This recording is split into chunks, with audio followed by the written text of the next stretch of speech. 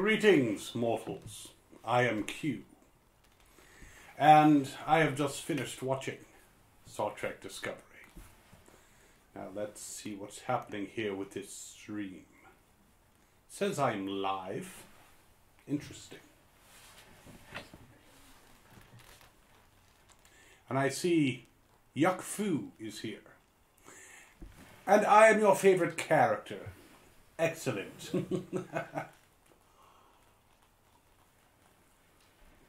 Now, tonight's episode of Star Trek Discovery. I actually didn't hate it. I know, it's strange. Perpetual Infinity. It was interesting to see the commander of the Section 31 ship, that captain, whatever his stupid name was, who can keep track of these mortals, was infected with some type of nanomachine or something to allow Control to assume control. Quite interesting. And a lot of it was about Burnham and Mommy Dearest. Now, it's interesting how traveling through time can change the minds of mortals. It's really not a big deal. To the Q continuum, we travel all over the place, and we don't need to be tethered to a certain time and space. Somehow she got tethered 950 years into the future. Interesting. I happen to know how it all turns out. Obviously, Control will be defeated, but how it's going to happen, and the sacrifices along the way, well, we have yet to see. Well, you do.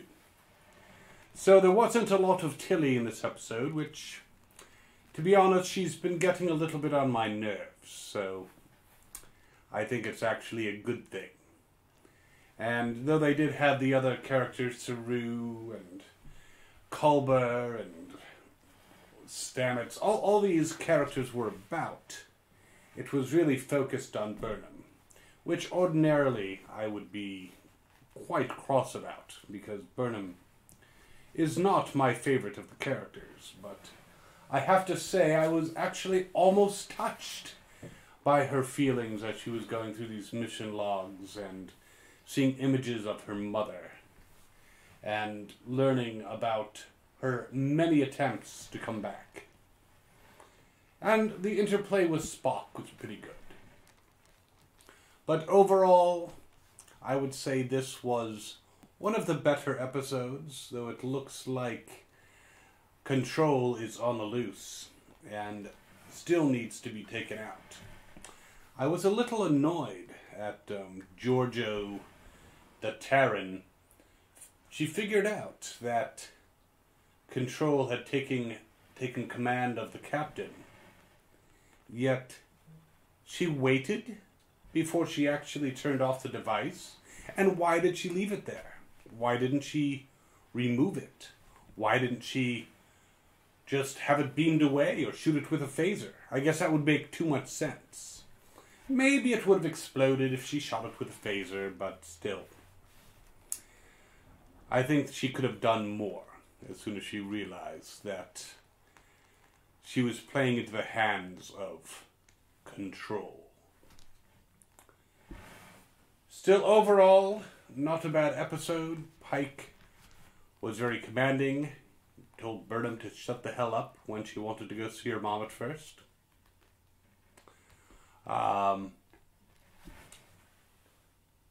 Maiden says she may have had to expose her involvement to remove it.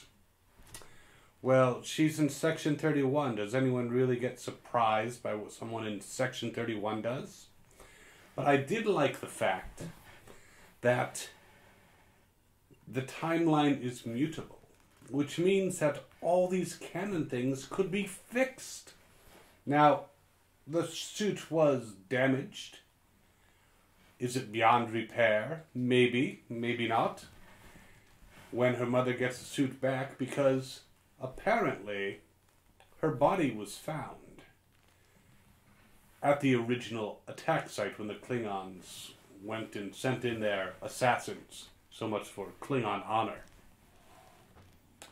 Yes, the timeline is malleable. Feel like I'm watching The Flash again. But they did make a comment about in order to sever her from her tether, they would need something along the lines of the power of a supernova. Isn't that what they were going to watch when they were being attacked? So I think that what ends up happening by the end of this is that the mother returns to that time, the supernova severs her, and who knows what happens with the suit. But it definitely makes it very interesting as far as what can be possibly rewritten. Time can be rewritten. I think the Doctor said that. Time Lords. So, who else has seen this episode and who else has comments? I would love to entertain your feeble thoughts. Please, by all means, comment. Operators are standing by. Isn't that what you humans say? Commander J says he met John Delancey, who plays Q, last week at the Toronto Comic-Con. Really cool guy. Yes, I have met John a few times myself. I met him at Dragon Con and at Creation Con. In fact, I went there because I wanted to be in a queue, waiting to meet Q. But there was no Q. So I just met Q.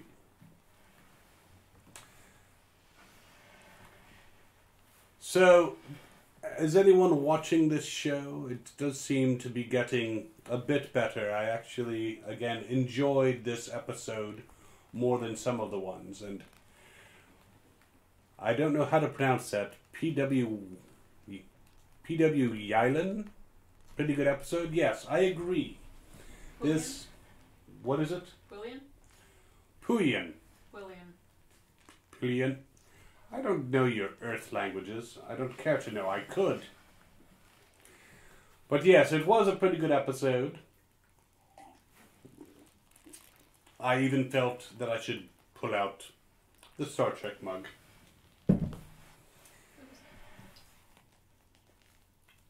I'm sorry, a human over here is talking to me. What's that? Humans.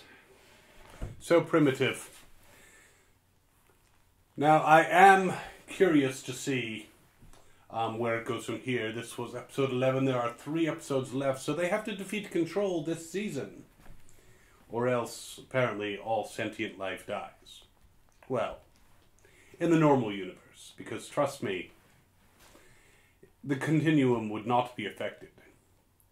But I don't think that we'd be too happy because, you know, we enjoy playing with you guys.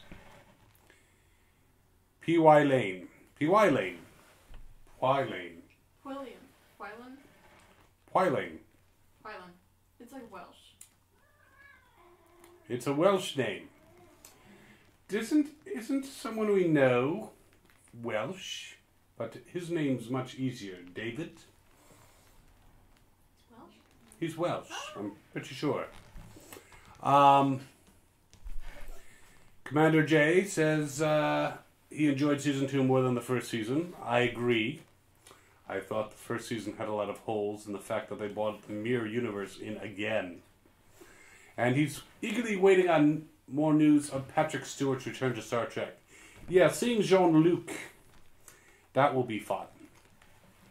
Now, I'm not sure if they're going to show when I visit him, but trust me, whether they show it on your primitive television devices or not, I will be popping in to say hi. The girl has it correctly, so they must hear you. So, what I'm going to do is mouth the name, and you're going to say it. That makes it much easier for me. So, when I talk to William. There we go. This looks like an anime. Wylan. William. William. Quillian. Yeah. Quillian. Quillian. There we go. Quillian, welcome. And I'm sorry I'm bad with you primitive names. In the Q continuum, everyone is Q. I mean, there's Q, and there's Q. There's also Q. I mean, only you humans have all these different things. And say it again. William. Quillian asks if Patrick Stewart is going to be on Star Trek Discovery. No. There is an untitled continuation of his saga. Apparently, it actually made some people very excited reading the script.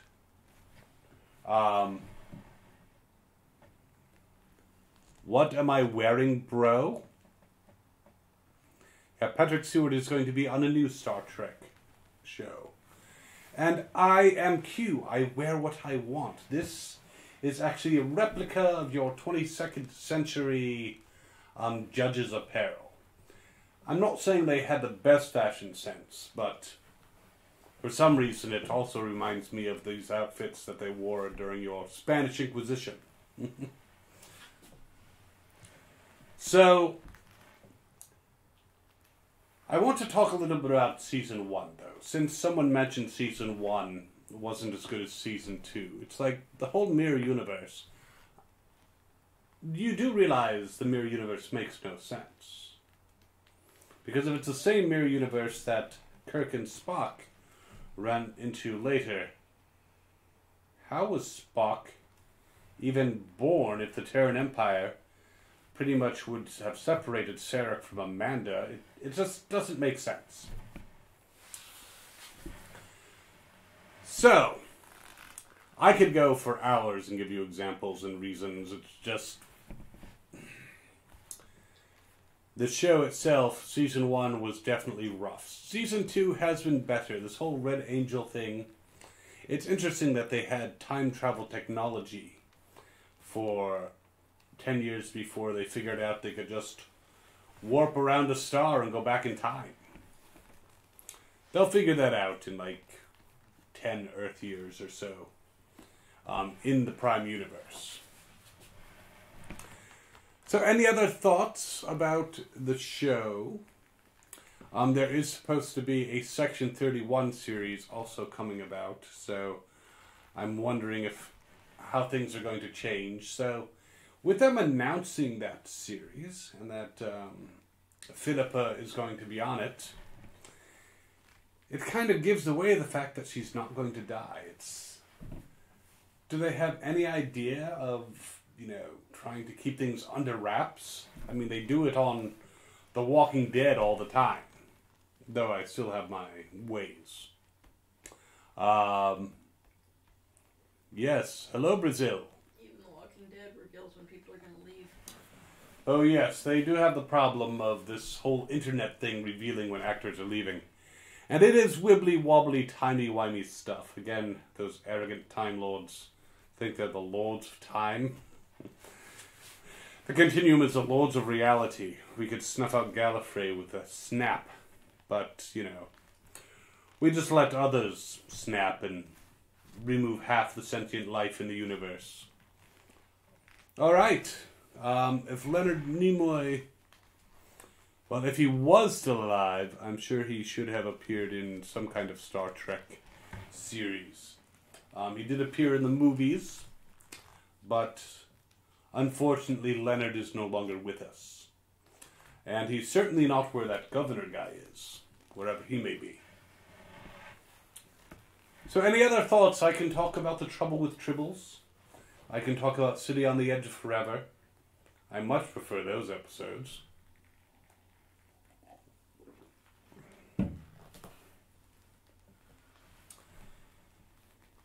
It does feel weird that people on The Walking Dead are leaving when Season 9 is, like, a massive improvement. I don't know that it's the best the show has ever been. A few people think that Season 3 and 4 were pretty darn good, because there was this guy walking around. He ended up losing an eye, because it's all fun and games until then. But it has been a better season than a lot. And the shockers from last episode, well, a lot of people were screaming. I suggest you go check out, first of all, the governor's reaction, And then go over to Skybound and check out the compilation, which includes the governor, but people are crying. Everyone wanted Henry to die, and now, well. Anyways, I hope no one here has not seen the episode who actually watches Walking Dead. But, back to Discovery. Anything else of interest this episode? I mean, the supernova thing is obviously a setup for the return of the mother's body. She's going to go back and die with her husband, who looked a lot like Kenrick. It's not Kenrick, is it? I don't know, the beard's the same. The beard's the same. I wonder if Sonequa had any issue with him looking so much like her husband. I mean, I guess it might be him because she's on the show. It could be. I mean, but he didn't die on The Walking Dead yet. But, you know, it was a small part. Yes, Tilly, we obviously don't really care what her first favorite law of Newton's law is. And, yeah. Couple interesting things, though. If anyone is in the location near the Philadelphia in a couple of weeks, Captain Pike himself, Anson Mount, will be at the Great Philadelphia Comic-Con. And I will be there as well. I will be having to meet this gentleman. I may freak him out by taking on his form, just to, well, at least his uniform. That always irritated John Luke. I wonder if Pike will be similarly irritated. It's always so much fun. Yes, Kenrick Green is on The Walking Dead. So, Sonequa does have a husband who is still on that show. I don't think they met there. I think it was far before the show. She was just like, hey, give him a Maybe nepotism at work here? You think they're going to be talking about the Borg origins? Which ones? That would be interesting, because throughout the multiverse there's one situation where a race of beings ended up being... You can come over here, Kat, if you like. Gary Seven's friend over here doesn't like to be on camera right now. Had actually morphed and become the Borg. They've done a few things with kind of explaining the origin and defeating the Borg, which happened several different ways in different universes. So, Borg origins would be interesting. In one universe, it's actually the rise of Apple products that basically caused the Borg, because first you get the ear pods and the phones, and then you get implants, and then everyone has to conform, and, you know, and then they start assimilating everything. So, go Apple. Any other thoughts on the show? Any other thoughts on any other episodes? I would love to see time travel is something I enjoy doing, and I always like to see when humans are fooling around with it. But I'd actually love to see, you know, maybe Discovery going back to 20th century Earth. It seems to be a popular destination for Starfleet. Yes, thank you, Botrek. The Kalia are responsible for the Borg. It's actually some of the Kalia became the Borg when they were shipwrecked, and then became the solution to take care of the Borg. But if you read William Shatner's novels, he basically destroyed the Borg pretty much single-handedly, because he's William Shatner. Oh my God, I can take care of this, no problem. But yes, the Destiny series, I did read that particular one, but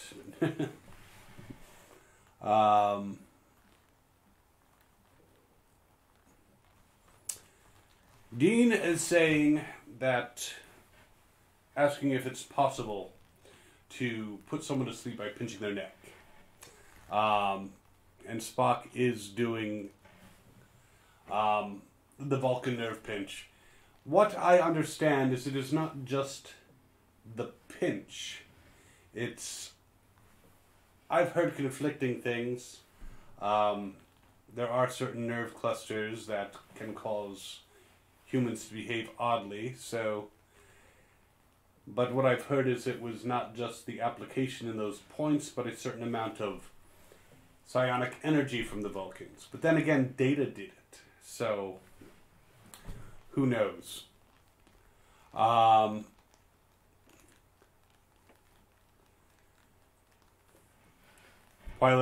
I agree. Did I say it wrong again? Quillian. Time travel can really suck if it's done badly. What was that thing based on the Crichton book? The Crichton book was excellent, and then they made a movie and put the guy from Fast and the Furious in it. And that movie sucked. Somewhere in Time, actually, was a very good time travel story. When it's done well, or if they have alternate universes, those are wonderful things. But if they do it right, if they do it wrong, it's just an abomination. It just makes no sense. Back to the Future, done right. Time Machine was amusing.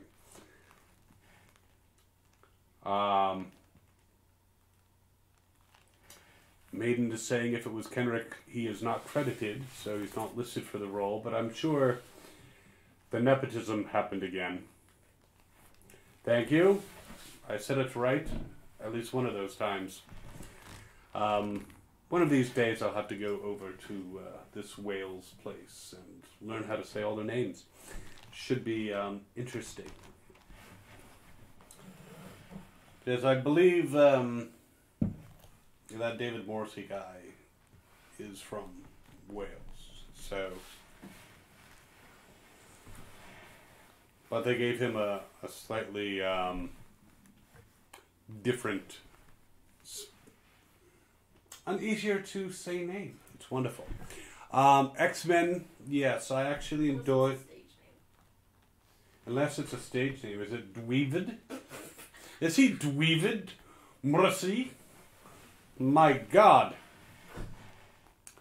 You're from Canada, but your name is not. That Captain Kyle fellow, his name's from Ireland, and his family's from Scotland and Canada. It's really weird. But X-Men, yes, I agree. Days of Future Past, it made so much more sense to have Wolverine than Kitty go back. I think it was Kitty in the original comic book. But yeah, they did that right. This 11/22/63. I have to go back and continue watching that series because Stephen King did really well with the book. I want to see if the series is James Franco, but if the series does any better. All right, who else would like to talk about whatever? Because we can talk about whatever you'd like. The best Transformers movie was the animated one. Let's see, what other wisdom can I dole out?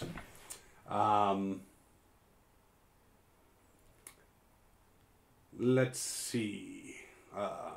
Empire Strikes Back, obviously the best of the Star Wars films, though I actually liked Return of the Jedi, at least the early parts of the movie. When they got to the teddy bears, not quite so happy. It would be interesting to see a Star Wars time travel. They do it so much in Star Trek. All right. Well, if there are no further comments from our Canadian Welsh named person or Dean or Botrek, again, thank you, Botrek, for letting me know. Yes, Bumblebee was definitely good. because it took a lot of the elements from the original. That is the second best Transformers movie. Then to rank them, Transformers, the first live action, and I'm actually going to say Dark of the Moon was better than Revenge of the Fallen, so it's Dark of the Moon, Revenge of the Fallen, and then it just goes downhill from there. As soon as Mark Wahlberg runs around, I'm an inventor! You know, it's just horrible. And they actually did time travel in the Transformers cartoon, which wasn't bad. Transformers, Avenge the Fallen. Now that would be a movie. That's all I can think of when I see those posters. That would be kind of neat. I wonder if half the Transformers were wiped out. Were they considered by him to be, when Thanos made that snap, did he consider them mechanical life forms? And when he wiped out half the life in the galaxy, did he wipe out half the cows? I mean, he was complaining that there weren't enough resources. So if he wipes out half the cows, we don't have as many hamburgers, is that what that guy who calls it? Hamburgers for people to eat. Do plants count? Yes, I didn't see plants disappearing. Are those not considered living things? Was it only sentient life? Do we have less dolphins? Because they're pretty darn smart. But yes, thank you, Jessica, for Buff. Of course you agree with my Transformers assessment. I am Q. I can't be wrong. But yes, if he wiped out half of life, that's half the resources as well.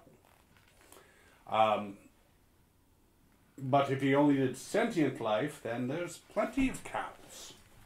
There's plenty of deer. There's plenty of pigs. Bacon. So all those good things. But if he wiped out half of all, was it a certain type of life? I mean, since I didn't see plants disappear, maybe he didn't recognize mechanical life. Though his one daughter was practically a Transformer herself. So I am interested in seeing how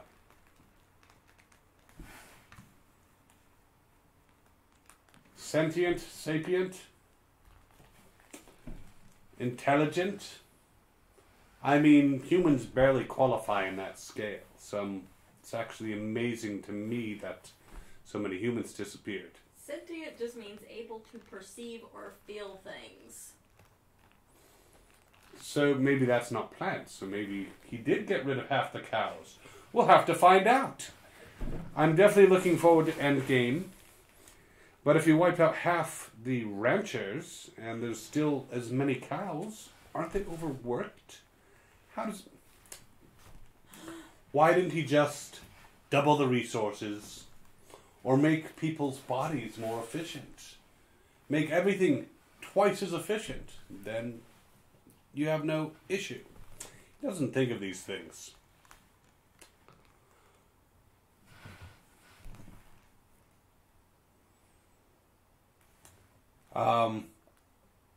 Harlan says that they will nail the time travel thing. Jessica asks me about the Glass film. I was a little disappointed with the ending of Glass. I enjoyed the fight scenes. I like the fact that Mr. Glass is actually almost intelligent, well, for a human. But I did not like the waste of those characters, having them just die in order to prove something. And let everybody know that, hey, you could be special too. Is that our message here? Everyone is special, and you know it because Bruce Willis died. So, I enjoyed a lot of the movie, but the twist ending, or the was it really a twist? I mean, he had a plan. I guess it was a twist. We thought the bad guys won, and Mr. Glass had it stacked against them the entire time. They actually helped him with his plan. But I just didn't like the wasted potential. Yeah, they could have done other things to have people see these particular fights and without them dying. I mean, wouldn't releasing that footage to the world have been just as effective if they had run away? Or are they worried that Mr. Glass thought they might have stopped it from transmitting somehow if they realized that they had gotten away and they'd look a little more closely? I don't know. I was looking forward to it, and again, I enjoyed parts of it, and I enjoyed the fights, but I didn't enjoy the waste.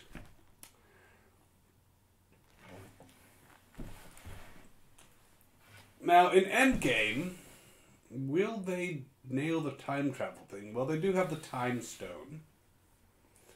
Are they going to erase everyone's memory of what happened?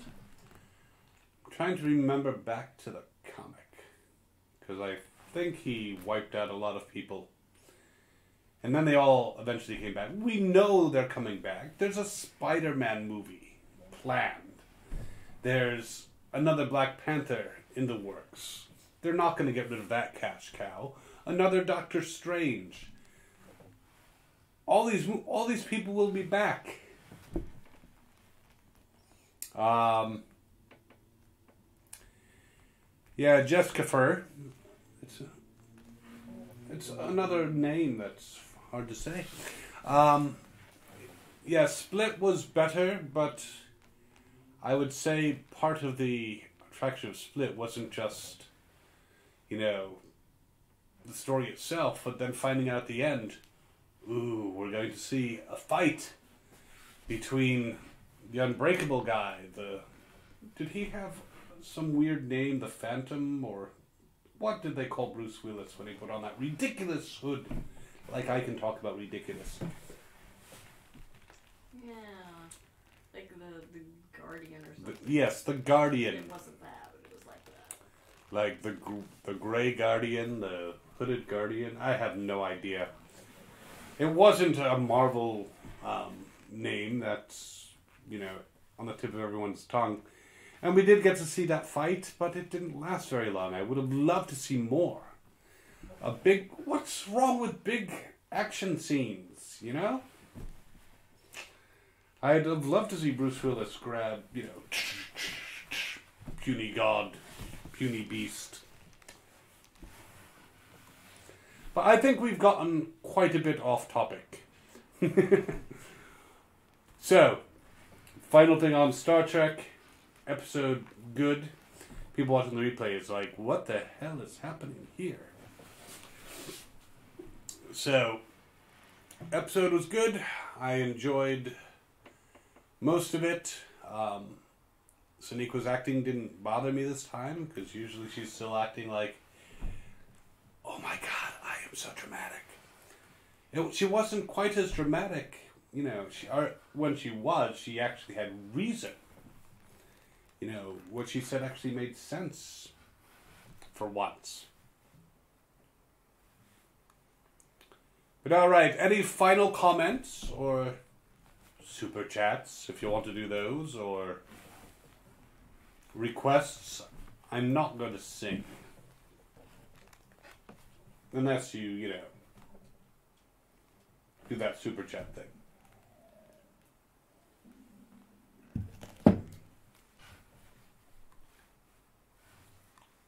All right. Well, thank you for tuning in and watching and participating. Next week we'll have to see. We may do it maybe at 10 o'clock. Because apparently they shifted it to 8:30. But we were busy. There was a Walking Dead compilation.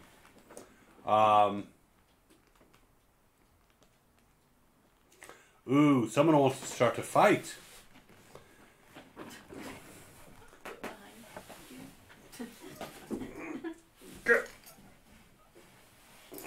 Up here. Don't misbehave. So, Jessica Fur is saying that Captain Marvel was good and better than Aquaman and Venom. I think it was on par with those movies. I don't think it was necessarily better. Slightly different tone, but Less messy than Aquaman. yeah, it wasn't as visually overwhelming as Aquaman because we had, you know, sharks with lasers on your... No, that was another movie. But we had, like, too big of battles. Venom... I would say Captain Marvel was a little better than Venom, but Venom was an enjoyable romp. Okay. Well, now that you've seen the cat, I guess we can call it a night. Thanks for tuning in. If you haven't subscribed already, go ahead and subscribe. And do all that wonderful stuff. Leave comments. Tell your friends. Tell all your friends. And we will see you next week as I make... What is it? This will be episode 12. I will pass judgment on episode 12. And remember, keep in mind that the trial, it's never over.